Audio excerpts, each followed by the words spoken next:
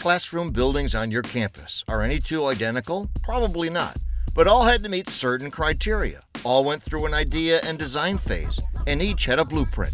It's a process much like the one needed to construct a college-level paper. It's a process, and it's not an overnight process. It's a process for each one. You can't just bust them out. At least that's for me. I need to think about it and I need to plan about it. And it's not a problem, but it is a process. You have to have that certain criteria that they're looking for in your paper. Clear, cohesive, coherent essays. And to be honest, you can't just, cram that night before, like you said, cram and then try to hand it in, because that grade is going to reflect that. I usually spend about a week on it and pace myself. Time management's really important for papers. I normally like to start a paper really early. Make a blueprint for each writing assignment. When are you going to brainstorm it? When are you going to research it? When are you going to write it? Give yourself time and break down the project into manageable chunks, just as you do when reading a textbook. When you have a 10-page paper due, instead of staying up all weekend the night before it's due, break it down into 10 one-day assignments. I'm going to write one page Monday, one page Tuesday, one page Wednesday, and do it over 2 weeks instead of cramming it into one weekend.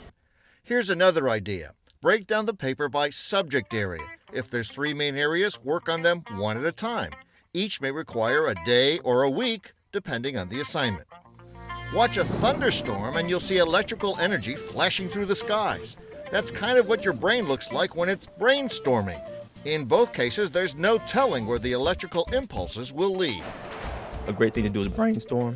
Know where I'm taking the paper and what ideas I'm putting into the paper. First I'll think about it, I'll brainstorm my own ideas. I'll write them on a paper. I tend to write everything out on paper. I thought brainstorming would be just time consuming and useless, but it becomes necessary when you have to write those longer papers and you have to figure out where I'm going to take it. Definitely bouncing ideas off of other people is great, because so many people can add to your own thoughts or give you a new perspective on what you're thinking. I'll probably talk to friends, asking them their opinions on maybe what the question is asking, so I make sure we're going in the right direction.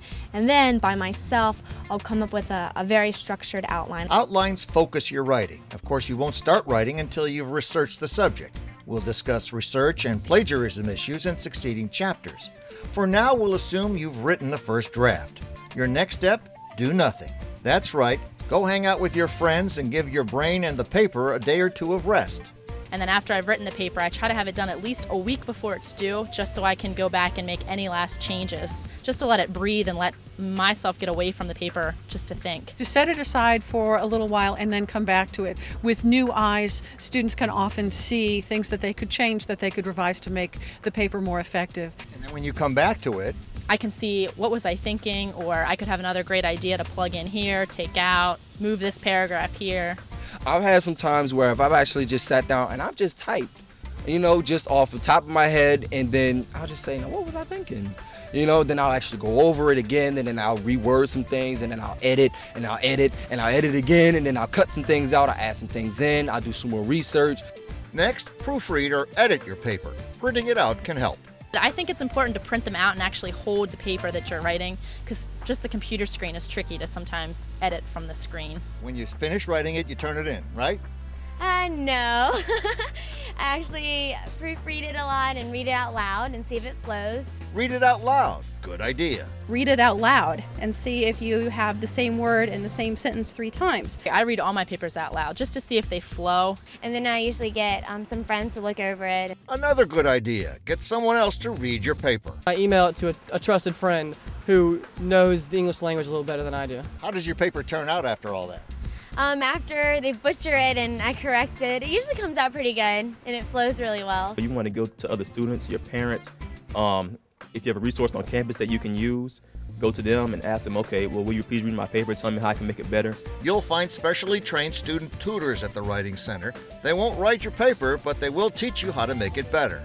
Correcting grammatical mistakes is the easy part. It's your content that often poses bigger challenges, and that's where tutors will ask a lot of questions to help focus your thinking.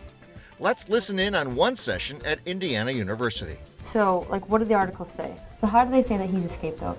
And how is that making him a scapegoat for other athletes? What does that mean, do you think? Do you think that's what the media's saying a little bit? When your profs write a paper or a book, someone edits it. So if they can go for help, you can too.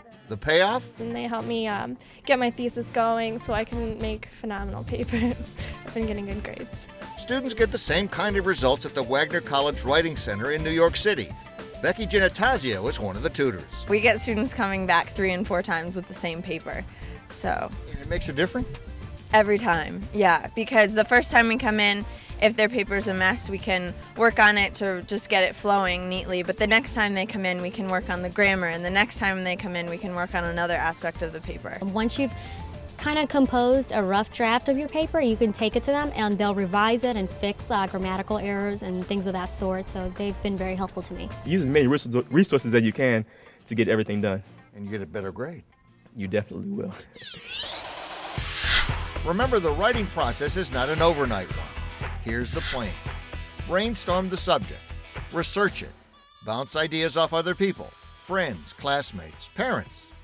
After that, you'll probably have to do more research. Then write your first drafts. It will take more than one to get a paper that sounds okay.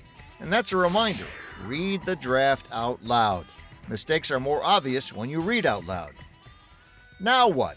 Do nothing for a few days. Forget about it. Then, with a new perspective, review and rewrite the paper again. Read it out loud again. Ask others for comments about content, organization, and grammar. Review and rewrite again.